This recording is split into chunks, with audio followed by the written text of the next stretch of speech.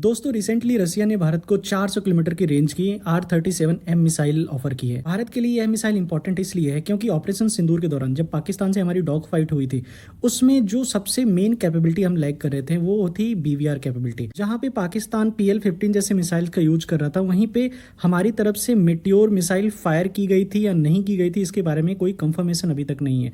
और अगर R-37 missiles की बात की जाए तो यह नॉर्मल मोड में 200 किलोमीटर की रेंज तक और बूस्टर फेज के साथ करीब 400 किलोमीटर तक अपने एनिमी को हिट कर सकती है। न केवल फाइटर जेट बल्कि एवॉक्स और रिफ्यूलर जैसे बड़े टारगेट्स को भी आराम से हिट कर सकती है। इंडियन एयरफोर्स का Su-30 MKI जिसकी रडार की रेंज बड़े टारगेट्स के लिए 400 किलोमीटर और फाइटर जेट जैसे टारगेट के लिए करीब 200 किलोमीटर तक है, इस मिसाइल को आराम से फायर कर सकता है और एक Su-30 MKI ऐसे 4 से 5 मिसाइल्स को आराम से कैरी कर सकता है और इसके साथ ही साथ अन्य भी जो BVR मिसाइल्स हैं उनको भी कैरी कर सकता है। भारत की जो इंडिजिनसली डेवलप की जा रही लॉन्ग रेंज की जो BVR मिसाइल है गांडीव, उसको आने में करीब 4 से 5 साल का समय लगेगा। उसी के साथ अस्त्र MK2 मिसाइल्स को आने में करीब 2 से 3 साल का समय लगेगा। इस टाइम ड्यूरेशन के लिए हम इन मिसाइल्स को as a stop gap measure के तौर पे ले सकते हैं और यह हमारी गांडीव मिसाइल से ज्यादा सस्ती पड़ेंगी। और अगर इंडियन एयरफोर्स के पास ऐसी मिसाइल्स आ जाती हैं तो जरा सोच के देखिए पाकिस्तान के जो एयर बेसेस हैं वो भारत से कितने नजदीक हैं।